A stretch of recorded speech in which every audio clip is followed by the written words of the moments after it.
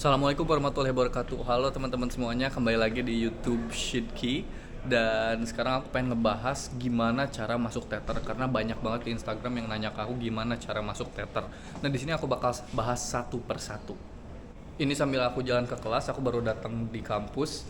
Nah, teman-teman tahukah kalau misalkan Tether itu adalah kampus yang menurut Forbes itu paling selektif di dunia. Dari 90.000 aplikan yang daftar, yang keterima itu cuman ada 100 orang. Jadi teman-teman ini kalau kepilih bener-bener wah, beruntung banget. Dan gak berhenti di situ aja. Tether juga ngasih beasiswa up to 200.000 dolar alias kalau dirupiahkan itu 4 miliar. Jadi itu beruntung banget gitu. Perlu teman-teman ketahui juga kalau misalkan selected tether itu cuman berlangsung selama 3 sampai 5 bulan. Nah, sekarang aku bakal sebutin apa aja syarat-syarat buat lolos di tether dan supaya teman-teman juga tahu apa yang harus disiapin sama teman-teman. Jadi fokus dari sekarang. Yang pertama itu adalah personal info. Kalian harus menyiapkan nama, email, nomor telepon, number of fluent language alias kalian juga harus tahu berapa bahasa yang kalian kuasai. Terus kalian juga harus tahu penghasilan keluarga kalian berapa. Terus kontak orang tua atau wali kalian yang membimbing. Terus permanent address alias alamat lengkap kalian yang kalian tinggal dan permanen tinggalnya di sana. Yang kedua adalah academic info. Nah, kalian juga harus tahu nama sekolah kalian, lokasi sekolah kalian, terus sistem penilaian sekolah kalian itu pakai sistem persen atau penilaian grade atau CGPA. Terus kalian juga harus tahu nilai rata-rata kalian lulusan tahun berapa, terus ranking di sekolah kalian berapa, nilai mata pelajaran selama SMA kelas 10 sampai kelas 12 berapa, terus tes bahasa standar IELTS, TOEFL atau Duolingo tes juga gak apa-apa. Dan kalian juga harus punya kontak info sekolah kalian secara lengkap. Oke, yang menurut orang-orang mungkin gak penting tapi ternyata penting banget ini adalah bagian achievement and hobbies. Nah, di bagian achievement dan hobbies ini teman-teman harus punya pengalaman volunteering, pernah bekerja di social community atau misalkan NGO, terus kalian juga harus punya karya art atau musik, terus kalian juga harus mungkin punya pengalaman magang, terus kalian juga punya penghargaan, pernah ikutan lomba sports atau apapun itu bisa dimasukin ke dalam achievement dan hobbies ini. Dan kalau bisa maksimalkan di bagian ini karena ini penting banget dan penilaiannya gede, karena Tether bukan ngelihat akademik tapi ngelihat soft skill kalian. Lalu yang paling penting adalah esai. Di esai ini teman-teman ini nggak kalah penting, lihat pemandangannya bagus ya.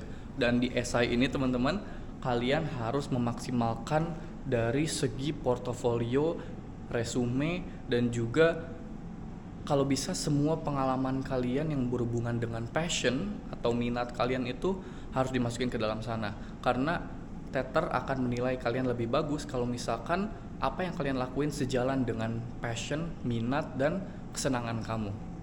Oke, sekarang aku mau duduk dulu ini di salah satu kelas Tether College of Business Dubai. Dan di sini aku bakal bacain ke teman-teman kalau misalkan dalam esai itu ada 2 pertanyaan. Yang pertama itu pencapaian dan latar belakang yang membuat diri kalian merasa bangga. Pengalaman unik kalian, identitas kalian, bakat yang sangat penting untuk aplikasi ini. Terus pertanyaan kedua, mengapa kamu yakin bahwa kamu cocok di Tether? Terus kalian juga harus berikan rincian tentang kegiatan atau usaha kewirausahaan yang pernah kalian lakukan. Ceritakan perjalanan kalian juga. Terus jelasin kenapa kamu memiliki kualitas sebagai pengusaha sukses. Dan ini adalah nilai yang besar juga menurut Tether.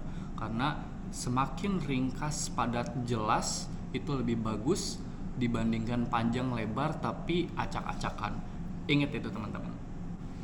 Nah, di sini aku juga bakal kasih beberapa tips untuk teman-teman yang lagi daftar. Kalau bisa semua esai, semua yang berhubungan dengan teks itu no AI, oke? Terus kalian juga pas kalau udah lulus tahap pertama itu bakal ada game basic test, logic test, sama academic test.